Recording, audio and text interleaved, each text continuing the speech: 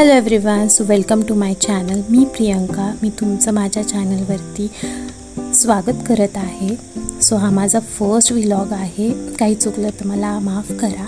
So हे मी ते shoot करायला घेतलं आहे. हा गणपतीला जायच्या 2 दिवस अगोदरचा हा व्हिडिओ आहे. गणपतीला मी गावाला निघणार होते ट्यूजडेला रात्री, पण अचानक मला कळालं की मला ऑफिसला सुट्टी मिळते आहे. सो मी इथं घाईमध्ये मंडेला रात्री पॅकिंग करायला घेतलं. सो माझ्याकडं वेळ खूप कमी होता. सो मी पहिलं स्टार्ट केलं जे गौरी गणपतीला मला सामान न्यायचे त्यापासून.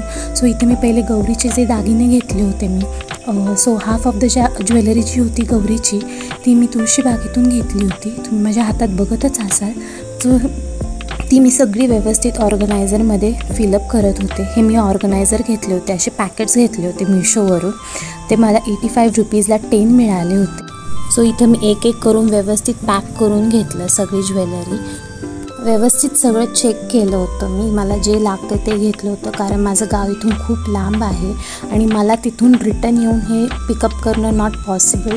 सो मी ते वेगवेगळे नीट चेक करून सगळं पॅक करत होते. सो इथं मी सगळी ज्वेलरी व्यवस्थित एक एक करून एका कॅरी बॅगमध्ये पॅक केली, जेणेकरून मला तिथे जाऊन मेस नको क्रिएट व्हायला. आणि जिथं व्यवस्थित एका ठिकाणी असलं तर पटकन सापडतं देखील. सो मी हे सगळं व्यवस्थित एक एक करून कॅरी बॅगमध्ये भरून एका ठेवलं. नंतर मी इथे गौरीच्या साड्या देखील बघितल्या. सो मी व्यवस्थित ज्या पॅक केलेल्या होत्या त्या ऑलरेडी मी तो व्यवस्थित बॅगमध्ये भरून घेतल्या. त्याही मी नवीनच घेतल्या होत्या. सो मी इथं सगळं ह्यावेळेस गौरी गणपतीचं सामान नवीन घेतलं होतं. इथे आई माझ्याशी गप्पा पण मारत होत्या बसल्या बसल्या. सो त्याही मला हेल्प करत होत्या, हे असं भर ते तसं भर. सो मी तसं पण भरत होते. त्याच साडीच्या पिशवीत मी दागिनेसुद्धा पुट केले. सो ही व्यवस्थित सगळी गौरी गणपतीची तयारी झाली. म्हणजे जे गौरीला लागणार होतं सामान ते सगळं मी एका बॅगमध्ये फिल केलं. लगेच मी दुसऱ्या साईडला गौरी गणपतीला जे मला नवीन वस्त्र लागणार होती ते घेतलेली. इथे मी ब्लाऊज पीस होते माझ्याकडे काही. सो मी त्याला काही मेजरमेंट्स देऊन त्याला लेस लावून घेतल्या होत्या. ॲक्च्युली ह्या लेस मीच लावल्या होत्या, घेतल्या नव्हत्या.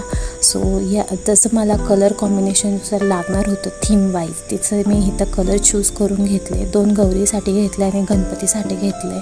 नेक्स्ट मग मी बेडरूमकडे वळाले. तिथे पण मला बॅग्स भरायच्या होत्या, पण जशी मी लाईट ऑन केली तसं माझं बाळ इथं उठून बसलं. त्या ऑफ टायमिंगला झोपलं होतं म्हणून खूप चिडचिड करत होतं. त्यामुळे त्याला पहिलं गप्प केलं. त्यानंतर मी इथं डेकोरेशनचं सामान फिलअप करायला घेतलं. त्याला थोडा वेळ मोबाईल लावून दिला कडेला, तुम्ही बघू शकता. आणि इथं मी सगळं डेकोरेशनचे जे काही सामान लागणार होतं ते मी पटापट ह्या बॉक्समध्ये फिलअप करून घेतलं. सो तोही बॉक्स रेडी झाला. त्यानंतर मी थोडंसं बाळाचं सामानही काढून घेतलं. इथे मी तुम्ही बघू शकता जी मला आता थीम वाईज माझं स्वतःचं ड्रेपिंग करायचं होतं, त्याला मला जी ज्वेलरी लागणार होती ती मी इथं बघायला आले होते. पण इथं खूप पसारा होता म्हणून तो बाकीचाच आवरत बसले. नंतर मग मला ज्वेलरी लागणार होती ती मी इथं काढली. इथं मी मिशोवरून एक सेट मागवला होता जो मला माझ्या थीमनुसार घालायचा होता. सो मी इथं पारिजातक सेट मागवलेला मिशोवरून. मला खूप अफोर्डेबलमध्ये भेटला. हा 350ला मला भेटला. सो ह्याच्यात मला नेकलेस, इयरिंग्स, एक नथ होती आणि शॉर्ट मंगळसूत्र होतं 18 इंचचं. पण मला ते 36 इंच करायचं होतं आणि मी पूर्णपणे विसरले होते की मला 36 इंचमध्ये कन्वर्ट करायचं आहे. सो इथं मला पक्कड पण लगेच मिळाली आणि मी मार्केटमधून 36 इंचची जी पोत असते ती आणली. ही मला अराऊंड 50 to 60 रुपीज मिळाली. तुम्ही असं कोणत्याही मंगळसूत्राला करू शकता. सो मी घरच्या घरीच केलं. ह्याचे जे फासे असतात म्हणजे पेंडंटला लावायचे ते लूज करायचे. आपोआप ती मंगळसूत्राची पोत जी असते ती ओपन होते आणि तुम्ही ते इंटरचेंज करू शकता. फक्त फासे ओपन करायचा खेळ असतो आणि पॅक करायचा खेळ असतो. व्यवस्थित जमला की काही प्रॉब्लेम येत नाही. सो इथं मी ते काम पटकन करून घेतलं आणि माझं जे 18 इंचचं मंगळसूत्र होतं ते मी कन्वर्ट केलं 36 इंचमध्ये. मला ॲक्च्युअल 36 इंचच हवं होतं, पण ते मला काय ऑनलाईन भेटलं नाही. सो मी हे इथं डोकं लावलं. जर मी 36मध्ये बाहेर घेतलं असतं तर त्याची कॉस्टिंग मला अराऊंड 800-900 पडत होती. सो म्हणून मी इथे 50 रुपीजमध्ये माझं काम डन करून टाकलं. सो इथं माझं मोठं मंगळसूत्र तयार झालेलं आहे. मग इथं मी बाळाची बॅग आवरायला घेतली. सो ती मी पटपट त्याची बॅग, आता इथं सगळं सामान मी ऑलरेडी काढून ठेवलं होतं. सो मला फक्त ते भरायचं होतं. फक्त माझी बॅग व्यवस्थित मी काढलं नव्हतं सगळं सामान. सो ते मी व्यवस्थित सगळं काढत होते. सो प्लीज इथं जो मेस आहे बेडवरती तो इग्नोर करा, कारण मी पॅकिंग करत होते. सो हा पसारा दिसणारच होता. सो आणि मी रेंटवर राहते आणि मी जस्ट इथं या घरात शिफ्ट झाली, म्हणजे अराऊंड 15 to 20 डेजच शिफ्ट झाली. सो माझं सगळं सामानही देखील नीट लागलेलं नाही आहे. सो तेही तुम्ही इग्नोर करा या टायमिंगला. इथं मी बाळाची डायपर बॅग पॅक करायला घेतली. जे मला इन्स्टंट सामान लागणार होतं, डायपर्स, नॅपकिन्स, वाईप्स, हे सगळं मी ह्याच्यामध्ये भरलं. वेट वाईप्स, किती गोष्टी लागतात ना बाळ असल्यावरती. एक आई नंतरच कळतं, आई झाल्यावरच कळतं की किती सामान लागतो.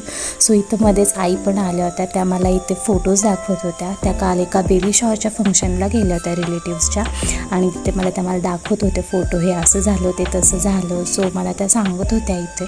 सो आम्ही दोघी इथे बोलत होतो आणि त्या मला सांगत होत्या बरंच काही असतं ना, एक गॉसिप नावाचा प्रकार सासू सुनेमधला, तो इथं चालला होता.